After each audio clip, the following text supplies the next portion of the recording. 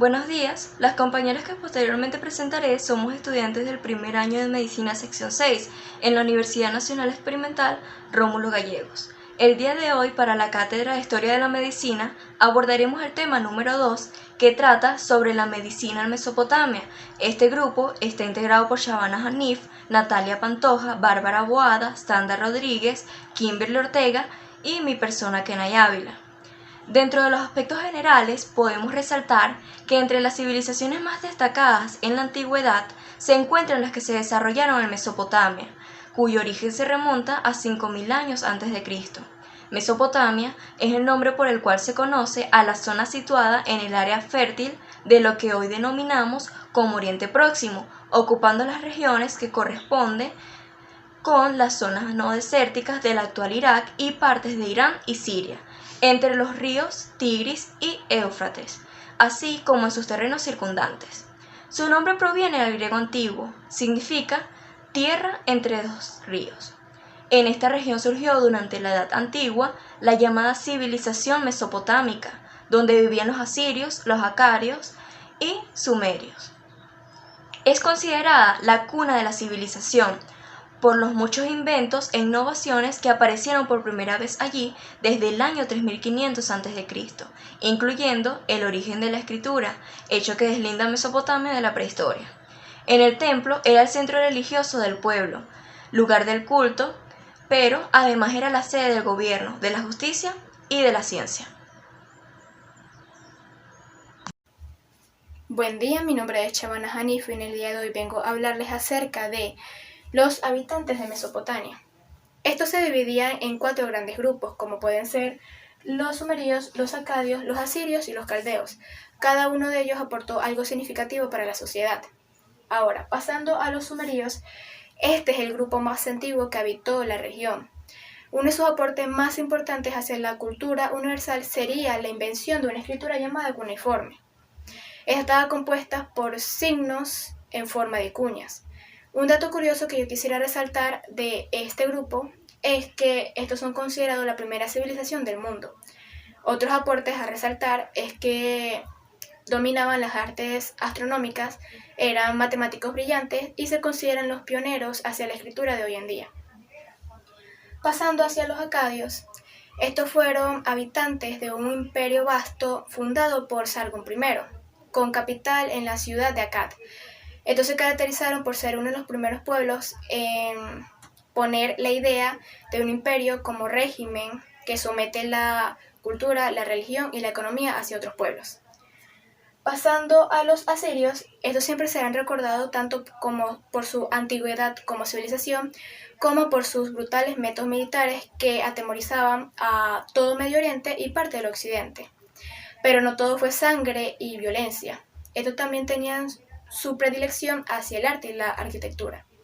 Y por último están los caldeos, que estos formaban parte de una semítica tribu que tenía sus principios u orígenes en lo árabe. Estos se ubicaban en Mesopotamia. Estos se caracterizaron por ser o por conformar una fuerte resistencia hacia el reino de los asirios, sobre todo en el periodo de hegemonía y la dominación de los asirios de Babilonia.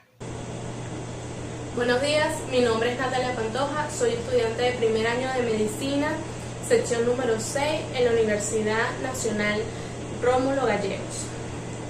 Yo les voy a hablar un poco sobre los reinos de Babilonia y Asiria. El reino de Asiria era gobernado por el rey Asurbanipal en los años 669 a 625 a.C. Este rey logró crear la biblioteca que lleva su nombre, la cual estaba compuesta por aproximadamente 20.000 ladrillos de barro que contenían información de muchas fuentes y de muchos temas, de los cuales aproximadamente unos 1000 ladrillos pertenecían a la medicina. Este rey era el último rey que tuvo Asiria. Y también en el Antiguo Testamento era recordado como el majestuoso y honoroso Asnapar. Hoy en día también lo recuerdan como uno de los pocos reyes de la época que sabía leer y escribir. A diferencia del reino de Babilonia, gobernado por el rey Hammurabi entre los años 1792 y 1750 a.C. Durante el mandato de este rey, en los 42 años de gobierno que tuvo, logró unir todos los pueblos que conforman Mesopotamia. Este rey creó el Código de Hammurabi, en el cual estaba regulada la vida cotidiana y contenía aproximadamente unos 300 párrafos sobre la medicina. Muchas gracias. Bárbara Boada, cédula de identidad 30-039-168. Aportes de la era mesopotámica en la medicina. En la época mesopotámica se hicieron grandes avances y descubrimientos que fueron de vital importancia en las bases de la civilización que hoy conocemos. Entre esos descubrimientos destaca la creación de la escritura cuneiforme, al igual que las primeras leyes. En el ámbito de la ingeniería, crearon distintos sistemas de regulación en los cruces de ríos, perfeccionaron el uso del arco, el reloj y la flecha, inventaron el sistema sexagesimal y dividieron la circunferencia en 360 grados.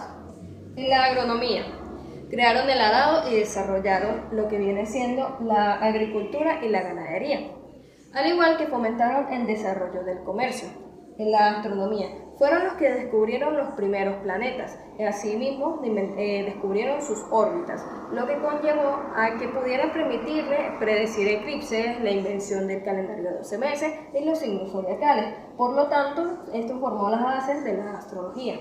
En el ámbito de la medicina, también se encuentran distintos aportes significativos, como lo fueron ser los precursores de la higiene y la profilaxia.